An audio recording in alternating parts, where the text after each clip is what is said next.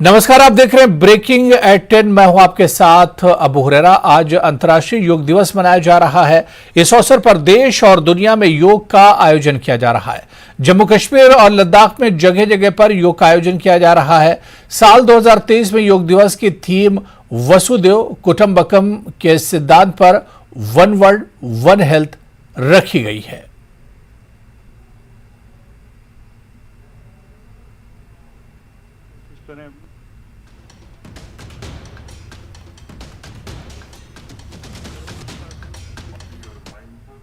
एक लय में एक सुर में लाता है और अपने भीतर के केंद्र की वजह से आप जैसा चाहेंगे वैसा ही शरीर व्यवहार करेगा।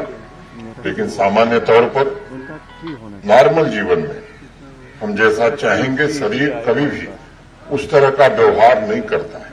अभी थोड़ी देर में एक आसन से जब आप बैठेंगे मन कहेगा कि पोस्चर चेंज कर लीजिए। इसलिए योग में जितना शारीरिक अनुशासन चाहिए उतना ही मानसिक अनुशासन भी होता चाहिए, ताकि बॉडी और माइंड अलग अलग नहीं बल्कि एक होकर एकीकृत तरीके से एक साथ फंक्शन करें। फिजिकल प्रैक्टिस के पहले उस अनुशासन, उस डिसिप्लिन की स्थिति में पहुंचना होगा जिसका जिक्र पतंजलि ने किया है, ताकि आत्मबल की शक्ति हमारे शरीर के लिए सुरक्षा कवच बन सके। इसलिए इस बात का ध्यान रखना चाहिए कि योग मात्र फिजिकल एक्सरसाइज नहीं है, बल्कि यह बॉडी और माइंड का प्रकृति के साथ एकत्व की भावना का भी प्रतीक है। और चलिए आपको बताते हैं कि श्रीनगर में भी बड़े पैमाने पर योग दिवस आज मनाया गया। पूरे जम्मू कश्मीर के साथ ही साथ श्रीनगर में भी कई इवेंट मुनक्किद किए गए। श्रीनगर में चाहे ज़बर-1 की बात करें या दूसरे इलाकों की बात करें, यहाँ पर बड़ी तादाद में लोग योगा में शामिल हुए। तो श्रीनगर में भी अंतर्राष्ट्रीय योग दिवस पर कई योगा के प्रोग्राम मुनक्किद किए गए। और जानकारी दे रहे हैं हमारे सहयोगी परवेज। इंटरनेशनल योग दिवस पे एक अब यहाँ भी परंपरा बनी है कि यहाँ भी अब कश्मीर में भी योग को रेगुलर बेस पे यहाँ किया जा रहा है, क्योंकि योग ही वो है जिससे तन और मन आप दोनों को सेहत रख सकते हैं। बड़ी पहले कश्मीर में इस पे आवाज़ ही उठाई थी। आपको पता है कि कट्टरपंथी लोग यहाँ हुआ करते थे जिन्होंने योग को भी रिलीजियस लाइनों पे बांटने की कोशिश की थी, लेकिन लोग इसकी अहमियत समझे और आज लोग अपनी तन और अपने मन और अपने दिमाग की सेहत के लिए योग को जरूरी समझते हैं और जिंदगी का एक हिस्सा आज बनाया है। आज इंटरनेशनल योग दिवस पे आप देखिए कश्मीर के जगह जगह पे आज इस दिन को मनाया जा रहा है।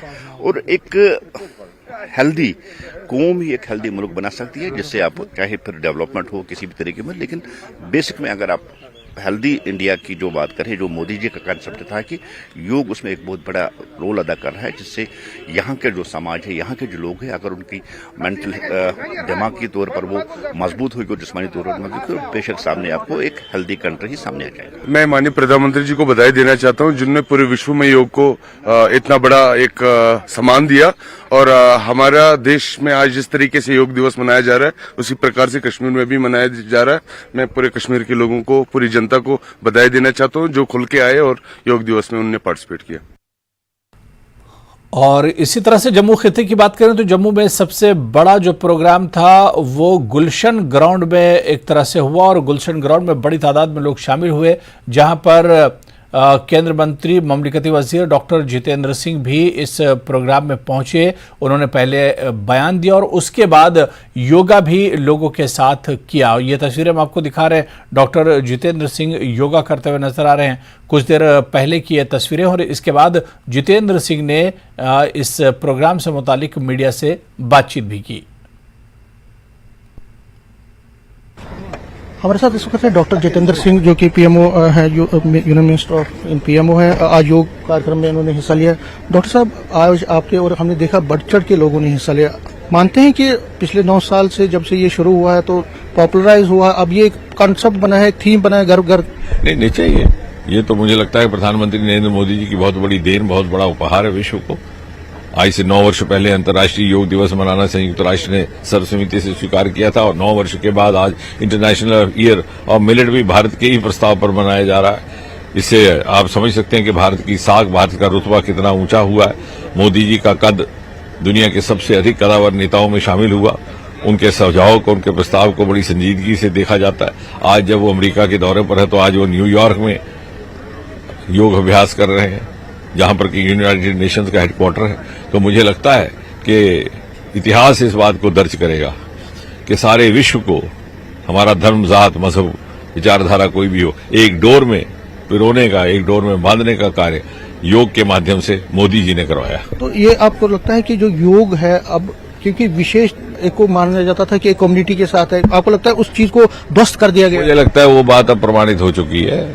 और जैसे मोदी जी ने G20 की भी मेजबानी इस वर्ष देश कर रहा है और उसकी थीम है वसुधैव कुटुंबकम, वही प्रतीक है योग का भी, one earth, one family, one future.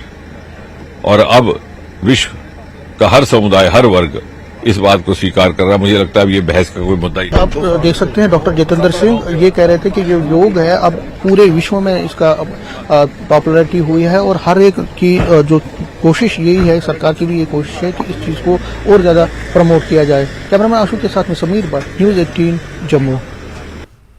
और श्रीनगर के जबरवन मैदान में भी बड़ी तादाद में लोग यहां पर जमा हुए और यहां पर योग दिवस मनाया गया। और इस मौके पर हम आपको बता दें कि जबरवन की तस्वीरें हैं जहां पर आम लोगों के साथ साथ बड़ी तादाद में महिलाएं और बच्चियों ने भी अंतर्राष्ट्रीय योग दिवस में शिरकत की और योगा के आसन किए। इस मौके पर हमारे सहयोगी सरोज कफील ने भी हालात का जायजा लिया।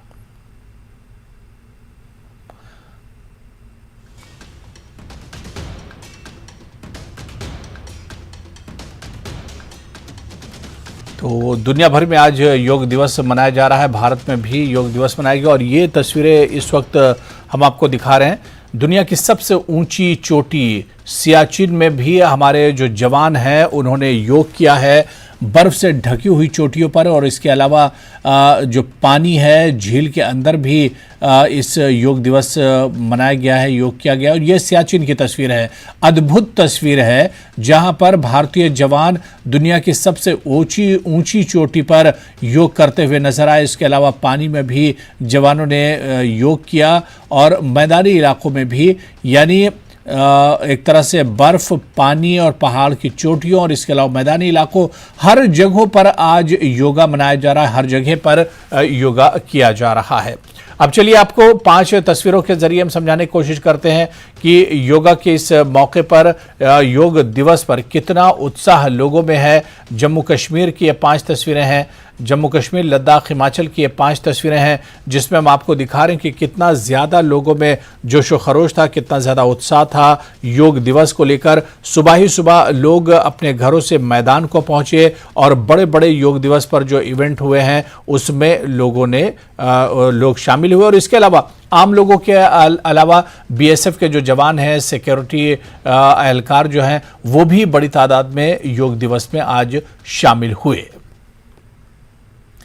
और इसी तरह से जम्मू कश्मीर के दूसरे हिस्सों की बात करें तो ये बडगाम की तस्वीर है जहां पर 500 से ज़्यादा बीएसएफ जवानों ने आज योग दिवस पर शिरकत की है। और इसमें बीएसएफ के डीआईजी को भी आप देख सकते हैं, उन्होंने भी इसमें एक तरह से शिरकत की योग दिवस में। तो देश और दुनिया के अलग अलग हिस्सों में आज योग दिवस मनाया गया। बडगाम में भी आज योग दिवस मनाया गया और इस मौके पर बीएसएफ के जवानों ने इसमें बढ़ चढ़ कर हिस्सा लिया। और बीएसएफ के जवानों का यही कहना था कि जिस तरह से वो देश की खिदमत करते हैं ऐसे में उन्हें चाको चौबंद रहने की ज़रूरत पड़ती है।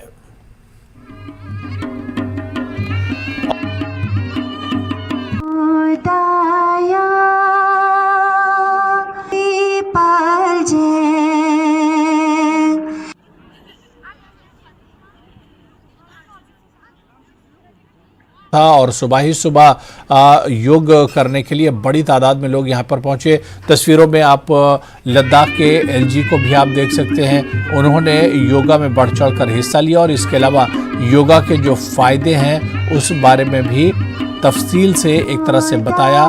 एलजी ने योगा से पहले इस प्रोग्राम को संबोधित भी किया था और उसमें भी उन्होंने वज़ीर-ए-आज़म नरेंद्र मोदी की तारीफ की कि उनकी वजह से आज योगा पूरी दुनिया में एक तरह से जाना जा रहा है।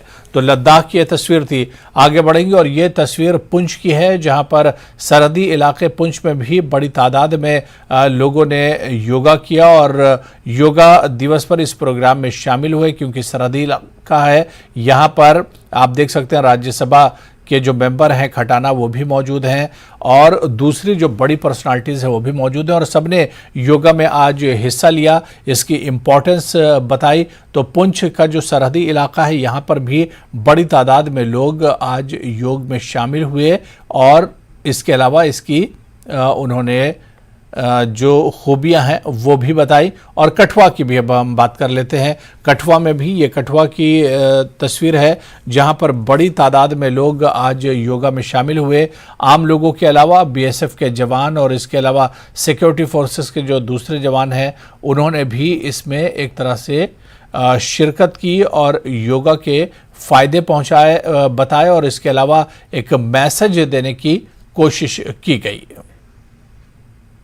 आज हम अंतर्राष्ट्रीय योग दिवस के उपलक्ष्य पर इकट्ठे हुए हैं। तो जैसे कि आप देख रहे हैं यहाँ पर लोगों में काफ़ी उत्साह है। सुबह ऐसा लग रहा था कि बारिश की वजह से जो है गैदरिंग कम होगी, लेकिन आप देख रहे हैं कि लोगों में इतना उत्साह है और श्री नरेंद्र मोदी जी ने इसका प्रचलन किया है कि लोग जो हैं काफ़ी उत्साहित हैं। योग के बारे में काफ़ी अवेयरनेस हुई है। लोग जानते हैं कि योग के क्या महत्व हैं। तो हम काफ़ी दिन से लगातार 20 दिन से हम योग के शिविर लगा रहे हैं। हमने हर जगह पे लगाए हैं। जैसे मैं वेलनेस सेंटर बागता से हूँ, तो वहाँ पे हमने योग के काफ़ी शिविर लगाए हैं। इसी तरह अन्य वेलनेस सेंटर्स में भी शिविर लगाए गए हैं। चलिए आगे बढ़ेंगे। अंतर्राष्ट्रीय योग दिवस के संबंध में सीमा सुरक्षा बल 69 BTN ने बीएसएफ मुख्यालय राजौरी में नवा अंतर्राष्ट्रीय योग दिवस मनाया। इसका उद्देश्य योग के प्राचीन अभ्यास के स्थायी लाभों के बारे में जागरूकता को बढ़ावा देना है।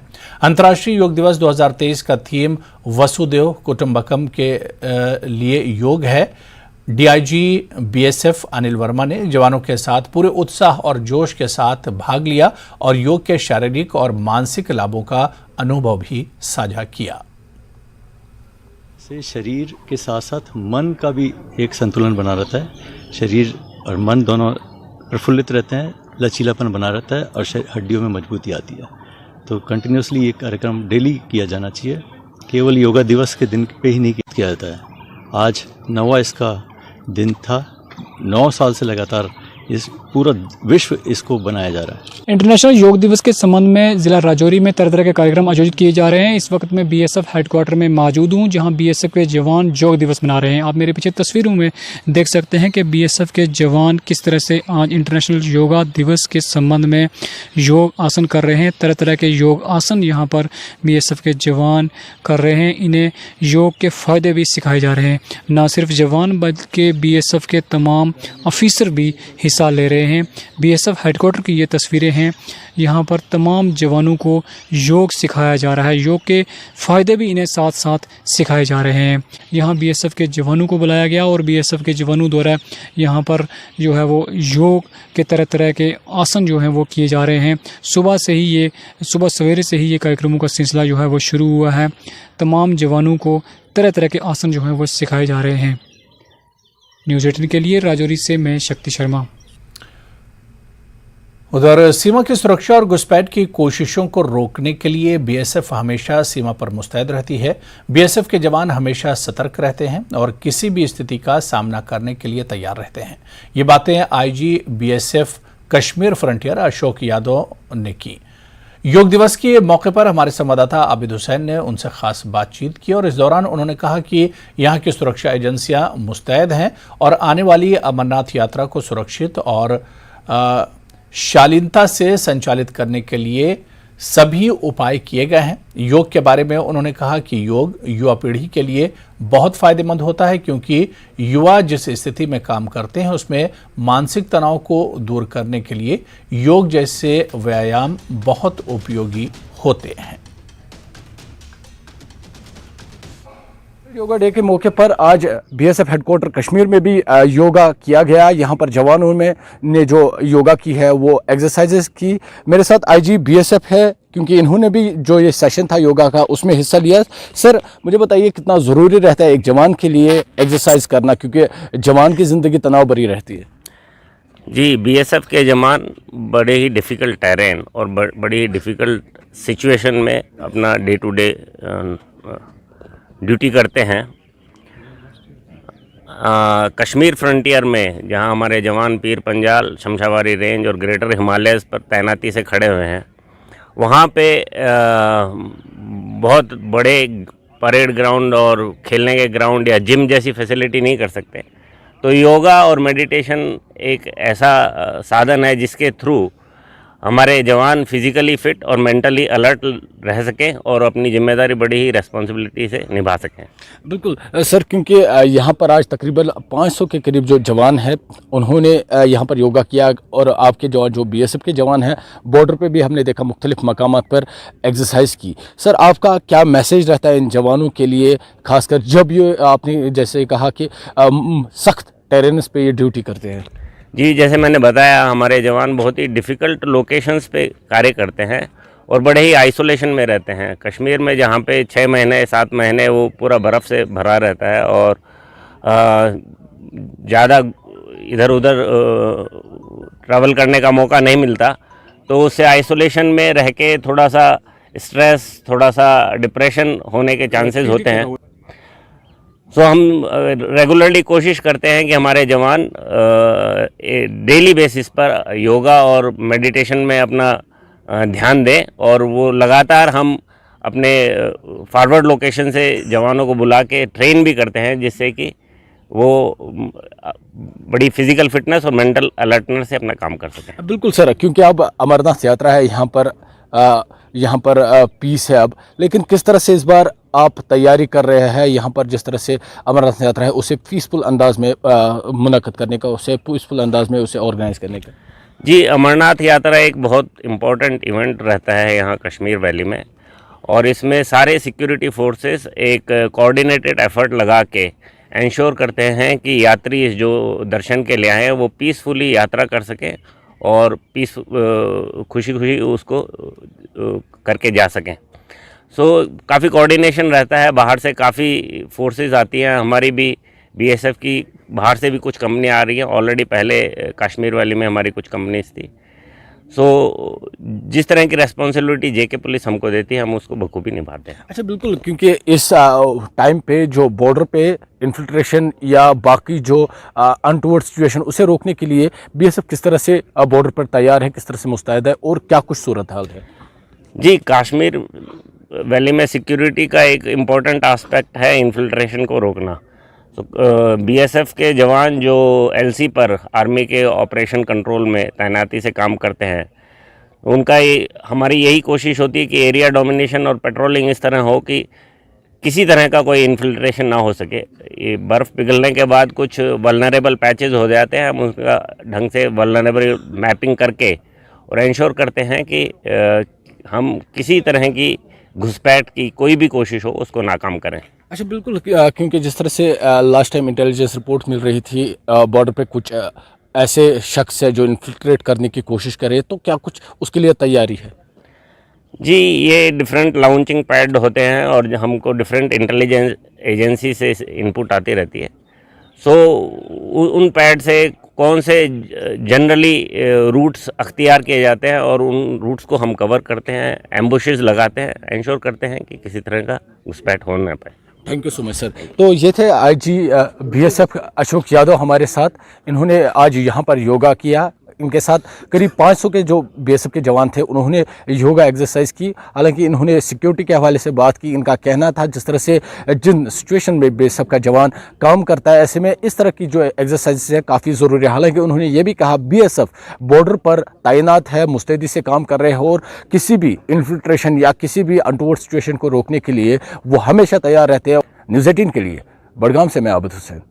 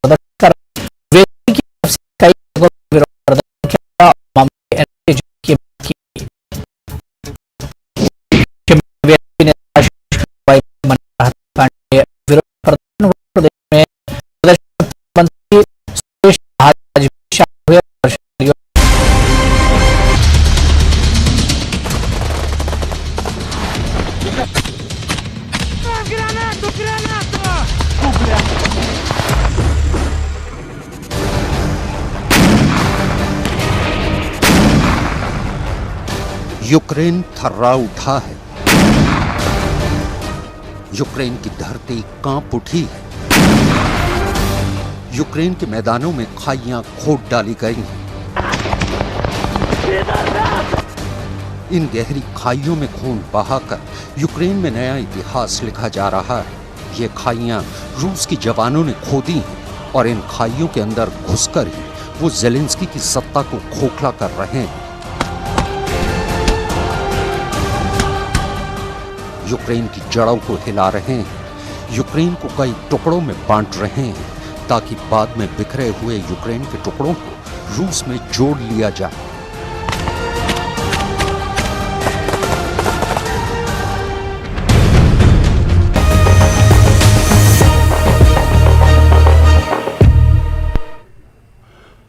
और इस वक्त बड़ी खबर आपको बता दें कि साजिद मीर को आतंकी घोषित करने का मामला है। आतंकी घोषित करने की राह में चीन एक बार फिर से अड़ंगा बना है। भारत ने संयुक्त राष्ट्र में मुद्दा उठाया है। 26/11 के पीड़ितों को अभी भी नहीं मिला है न्याय, भारत ने कहा है। साजिद मीर का ऑडियो यूएन में चलाया गया, हमले के दौरान का ऑडियो चलाया गया है। वैश्विक काउंटर टेरर व्यवस्था में दोषी था। भारत ने ये अपना मुद्दा रखा था जिस पर चीन ने इसमें अड़ंगा लड़ाया है और साजिद मीर को आतंकी घोषित करने के इस मामले में आतंकी घोषित करने की राह में चीन एक बार फिर से अड़ंगा बना है। भारत ने संयुक्त राष्ट्र में यह मुद्दा उठाया था क्योंकि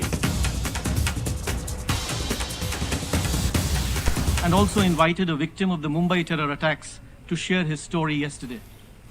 But regretfully, justice still continues to elude the victims of the Mumbai terror attacks. I'd like you all to listen to this particular sound file in the presentation, even as the terror attacks were unfolding. तो जो जहाँ पे आपको movement नजर आती है, बंदा की छत पे चल रहा है, कोई आ रहा है जा रहा है, उसको फायर ठोको। उसे नहीं पता यहाँ पे क्या हो रहा है। इंशाल्लाह। तो जो जहाँ पे आपको मूवमेंट नजर आती है, बंदा की छत पे चल रहा है, कोई आ रहा है जा रहा है, उसको फायर ठोको। उसे नहीं पता यहाँ पे क्या हो रहा है। इंशाल्लाह। This was Sajid Mir, a very dreaded terrorist who directed the terrorists from across the border in real time to hunt down foreigners in the Taj Hotel and kill them indiscriminately. He was listed as a proscribed terrorist under the national laws of India. He was proscribed under the laws of the United States, this host country, and of several other countries globally, many of whose nationals lost their lives. But when the proposal for listing him did not go through the Security Council sanctions regime, we had strong reasons to believe that something was genuinely wrong in the global sanctions regime, as manifested in the Security Council. If we cannot get established terrorists who have been proscribed across global landscapes listed under the Security Council architecture for pure geopolitical interests, then we really do not have the genuine political will needed to sincerely fight this challenge of terrorism. 15 years after the Mumbai terror attacks, its masterminds have not yet been brought to justice. So the first and most critical gap we feel addressing is avoiding double standards and this self-defeating justification of good terrorists versus bad terrorists. A terror act is a terror act, plain and simple. Any justification of any kind being used should not be countenanced by anybody. The first gap that we feel of terrorism, and also invited a victim of the Mumbai terror attacks to share his story yesterday.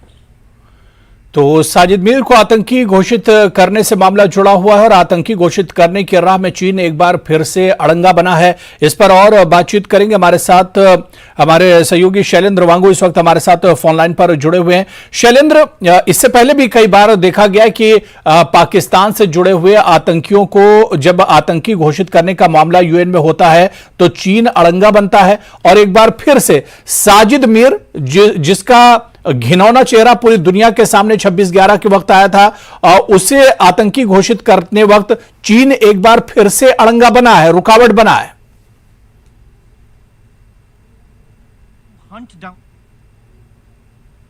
पर proposal लाए गए हों, इससे पहले भी 1267 committee में भारत और बाकी कंट्रीज मिलकर ये प्रपोजल लाती हैं, लेकिन चीन इस तरह से लगातार ऐसा आतंकियों का शील्ड करता है, उनको प्रोटेक्ट करता है एक तरह से। और ये सब कुछ हो रहा है चीन और पाकिस्तान की जो आपसी जो दोस्ती है उनकी, उसका खामियाजा पूरी दुनिया को भुगतना पड़ रहा है। आपको बता दें जो ताजा मामला साजिद मीर का है, साजिद मीर जो है वो 26/11 मुंबई हमलों का मेन प्लॉटर है। डेविड कोल्डमैन हेडली का हैंडलर भी रह चुका है और भारत आकर उसने रेकी भी किया था इस हमले से पहले। 2005 में वो भारत भी आया था साजिद मीर, और ऐसे में इसको ब्लॉक किया गया इस प्रपोजल को, जो कि लाया गया था यूएनएससी की सिक्योरिटी काउंसिल में। और अब इस पूरे मामले को लेकर भारत ने अपना रुख साफ किया है। भारत के जो MEA के ज्वाइंट सेक्रेटरी हैं प्रकाश गुप्ता, उनकी तरफ से जो स्टेटमेंट सामने आया है, जहां पर वो कह रहे हैं कि पिटी जियोपॉलिटिकल इंटरेस्ट के लिए, यानी कि निजी हितों के लिए ये कदम उठाया गया है। और ऐसे में ये साफ है, जबकि न सिर्फ भारत बल्कि तमाम देश इसको समर्थन करते थे इस प्रपोजल को, और वही वो एक ऐसा आतंकी है जिसको कई देशों ने प्रतिबंधित भी किया है, उस पर बैन भी लगाया है। भारत समेत अमेरिका ने भी इस पर प्रतिबंध लगाया, लेकिन इसके बावजूद जब प्रस्ताव लाया जाता है तो ऐसे प्रस्ताव को रोक दिया जाता। तो कहीं ना कहीं भारत ने सवाल खड़े किए हैं।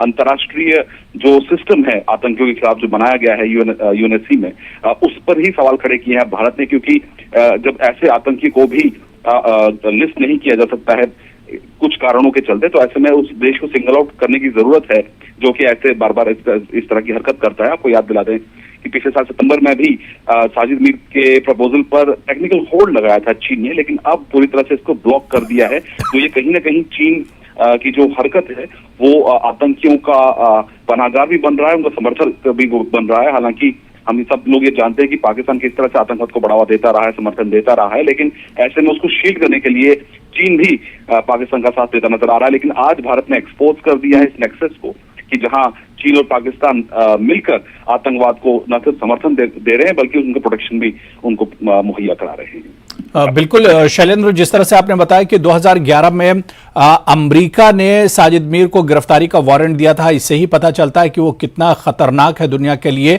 और इसके अलावा जिस तरह से आपने बताया कि इससे पहले भी चीन ने ही वीटो किया था, साजिद मीर का ही मामला था और चीन ने ही एक तरह से वीटो का इस्तेमाल करते हुए इसे बचाया था। वो पूरी दुनिया के सामने है और इसी सच्चाई को आज भारत ने दोहराया है यूएनएससी में। आपको बता दें कि यूएनएससी में साजिद मीर का वो ऑडियो भी प्ले किया गया, वो उस ऑडियो को भी सुनाया गया जहां पर साजिद मीर खुद आतंकियों को इंस्ट्रक्ट कर रहा था कि किस तरह से हमले को अंजाम देना है। लाइव इंटरेक्शन हो रहा था साजिद मीर का उन 10 आतंकियों के साथ में जिन्होंने मुंबई में कोहराम मचाया था मुंबई हमलों के दौरान। तो ऐसे में सच्चाई पूरी दुनिया के सामने है। उससे पहले ये भी आपको याद दिला दें कि जब भारत पिछले साल यूएनएससी में प्रेसिडेंट था तो उस वक्त मुंबई में एक इवेंट भी कराया गया था और तमाम जो यूएनएससी मेंबर्स हैं जिसमें चीन भी शामिल था, उन्होंने जाके श्रद्धांजलि दी थी 26/11 मुंबई हमलों के जो विक्टिम्स हैं उसी होटल में जहां पर यह हमला हुआ था। तो ये अभी ये मेमोरी से गया भी नहीं है। ऐसे में चीन एक तरफ जहां उस श्रद्धांजलि समारोह में शामिल भी हुआ था, लेकिन आज फिर वही चीन जो है वो साजिद मीर जैसे आतंकी के समर्थन में उतर आया है और उसको ग्लोबल आतंकी घोषित करने के लिए चीन ने फिर से एक बार अड़ंगा पैदा किया है। लेकिन जाहिर तौर पर भारत की जो कोशिशें हैं, भारत की जो लगातार जो प्रयास है बाकी देशों के साथ मिलकर, वो लगातार जारी रहेंगे आगे भी। और कहीं ना कहीं इसको फ्लैग भी किया गया है यूएनएससी में और ये कहा गया है कि जब तक इस तरह की हरकतें होती रहेंगी तब तक जो एक सीरियस जो कोशिश रहती है पूरी दुनिया की आतंकवाद के खिलाफ वो कामयाब नहीं हो पाएगी। बिल्कुल, लेकिन शैलेंद्र, चीन का जो स्टैंड है या चीन इस तरह की जो हरकतें बार बार करता है, तो ऐसे में पाकिस्तान की जो आतंकी गतिविधियां हैं उन्हें कहीं ना कहीं एक तरह से सपोर्ट मिलता है। आपने बिल्कुल सही कहा। चीन जिस तरह से प्रोटेक्ट कर रहा है ऐसे आतंकियों को जो कि कुख्यात है, ना सिर्फ 26/11 मुंबई हमलों में इन्वॉल्वमेंट रहा है, लेकिन अंतर्राष्ट्रीय स्तर पर और भी ऐसा आतंकी हमले हुए हैं जहां पर सीधे तौर पर साजिद मीर का नाम सामने आया था। तो कहीं ना कहीं जो पाकिस्तान की जो आतंकी फैक्ट्री है उसको चीन कहीं ना कहीं प्रोडक्शन दे रहा है अंतर्राष्ट्रीय मंच पर। आपको ये भी बता दें कि यूएनएससी में 15 मेंबर्स होते हैं और 15 के 15 में से 14 समर्थन करते हैं इस तरह के प्रस्तावों का। सिर्फ एक ऐसा मुल्क है, एक ऐसा देश है जो कि चीन है, जो ऐसे प्रस्ताव पर अड़ंगा पैदा करता है। बहाना ये बनाया जाता है कि इसमें जो सबूत है वो पूरे नहीं है। हर बार इस तरह का बहाना बनाया जाता है चीन की तरफ से, लेकिन जो सबूत है वो पूरी दुनिया के सामने है। और खुद पाकिस्तान भी, अगर हम बात करें पाकिस्तान की, तो पाकिस्तान ने भी एक बार 15 साल की सजा सुनाई थी साजिद मीर को टेरर फाइनेंसिंग के मामले में, लेकिन अब तक उसको इम्प्लीमेंट शायद नहीं कर पाया गया है। और ये भी अफवाह उड़ाई गई थी बीच में कि साजिद मीर की मौत हो चुकी है, लेकिन पूरी दुनिया ने इसको मानने से इनकार कर दिया, क्योंकि पाकिस्तान जो इस तरह के आतंकियों को, चाहे दाऊद इब्राहिम हो या फिर छब्बीस मुंबई हमलों के जो मुख्य आरोपी हाफिज सईद है उसका नाम हो, तो ऐसे लोगों के खिलाफ पाकिस्तान कार्रवाई नहीं करता बल्कि उनका प्रोटेक्शन करता है। लेकिन जब भारत की तरफ से या बाकी अन्य देशों की तरफ से जो प्रयास यूएनएससी में होता है, तो ऐसे में चीन बार बार, ये पहला आतंकी नहीं, इससे पहले भी इसी साल फरवरी में एक और आतंकी जो कि पाकिस्तान बेस्ड टेररिस्ट है, उसके खिलाफ भी जब कार्रवाई की बात हुई तब भी चीन ने उसको ब्लॉक कर दिया था। तो बिल्कुल जाहिर सी बात है कि चीन एक बार फिर से अड़ंगा बना है। बहुत बहुत शुक्रिया तमाम डिटेल देने के लिए, शैलेंद्र वांगो हमारे साथ जुड़ने के लिए बहुत बहुत शुक्रिया। तो चलिए, खबरें भी और भी है, लेकिन यहां पर फिलहाल रुकेंगे छोटे से ब्रेक के लिए।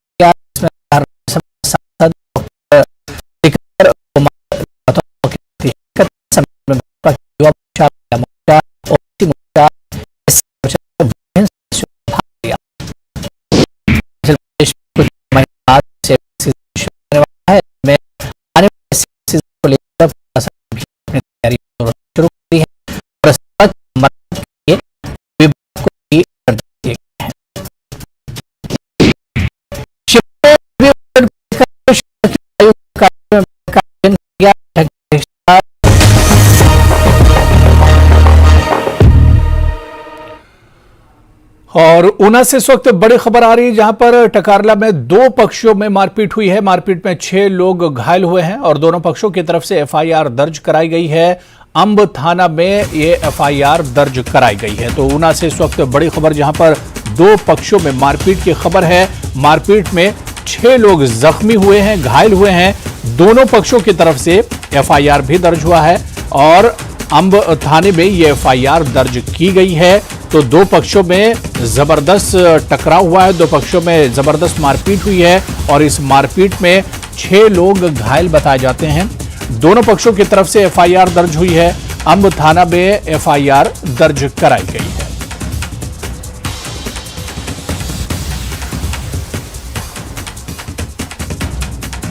तो ऊना से बड़ी खबर है, जहां पर टकारला में दो पक्षों में मारपीट हुई है। टकारला का ये पूरा मामला है। मारपीट में 6 लोग घायल हुए हैं। दोनों पक्षों की तरफ से एफआईआर भी दर्ज कराई गई है।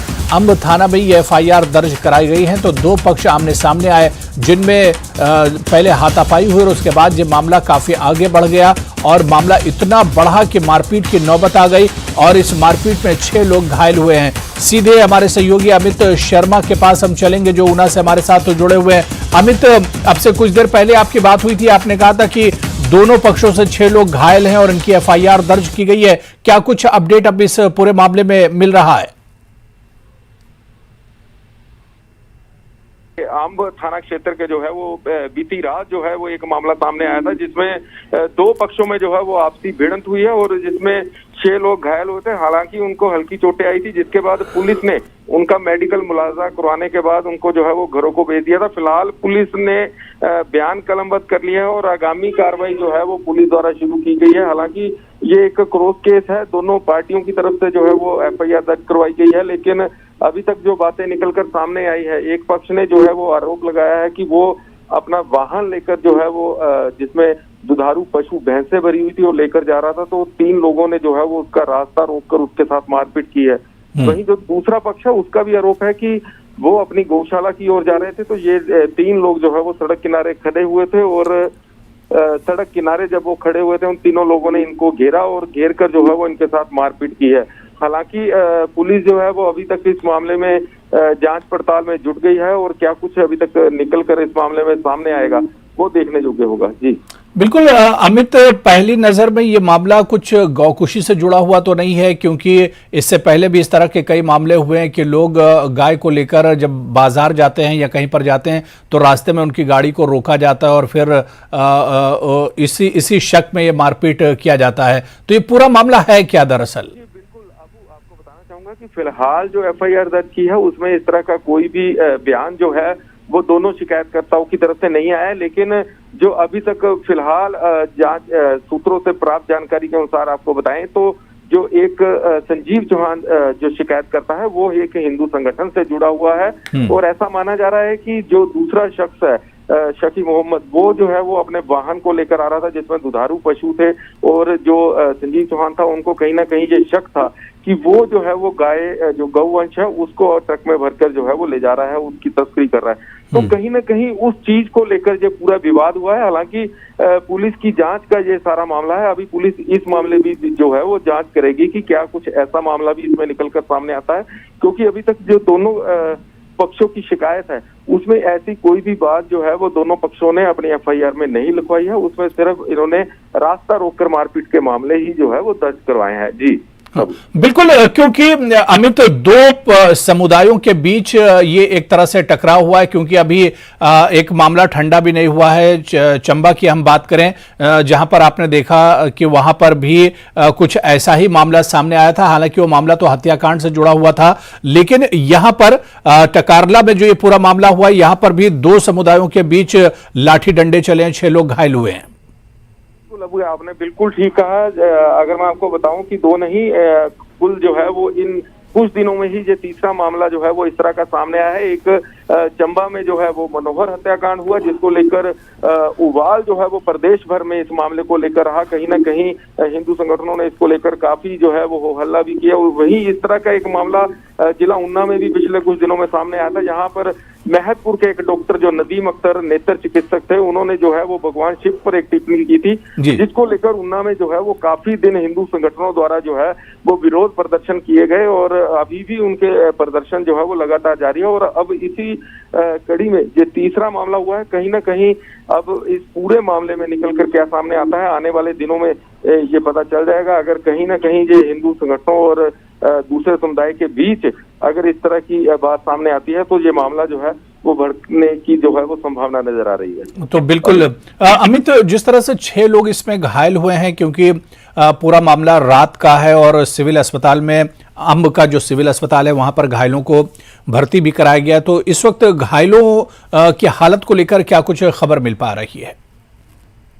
जो 6 लोग इस लड़ाई झगड़े में जो घायल हुए थे, जो आपसी टकराव इन लोगों में हुआ था, उनको जो है वो सिविल अस्पताल अंब ले जाया गया था। यहाँ पर उपचार के बाद जो है वो सभी को छुट्टी दे दी गई थी, क्योंकि हल्की फुल्की चोटें ही उनके जो है वो आई थी। हालांकि पुलिस द्वारा आज फिर दोनों पक्षों को जो है वो थाना में बुलाया गया है और पूरे मामले की जो है वो गहनता से जांच पुलिस इस मामले में करने वाली है। जी चलिए अमित, आप नजर बनाए रखिए। बहुत बहुत शुक्रिया हमारे साथ जुड़ने के लिए, इस खबर पर और अपडेट करने के लिए।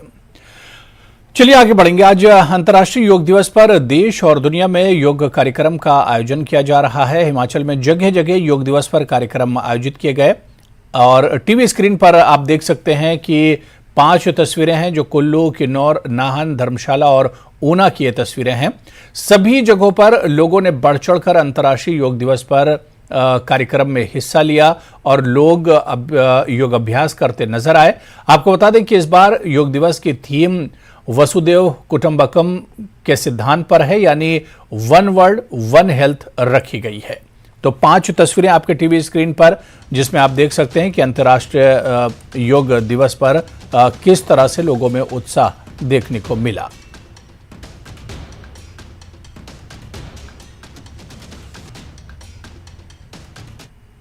तो इसी तरह से अंतर्राष्ट्रीय योग दिवस पर नाहन के ऐतिहासिक चौगान मैदान में भी राज्य स्तरीय कार्यक्रम का आयोजन किया गया। इस कार्यक्रम में स्वास्थ्य मंत्री हर्षवर्धन चौहान शामिल हुए और सैकड़ों लोगों के साथ योग किया। इस दौरान उन्होंने अंतर्राष्ट्रीय योग दिवस की प्रदेशवासियों को बधाई भी दी और कहा कि योग भारतवर्ष की दुनिया को एक अमूल्य देन है और इसका 5000 वर्षों का स्वर्णिम इतिहास है।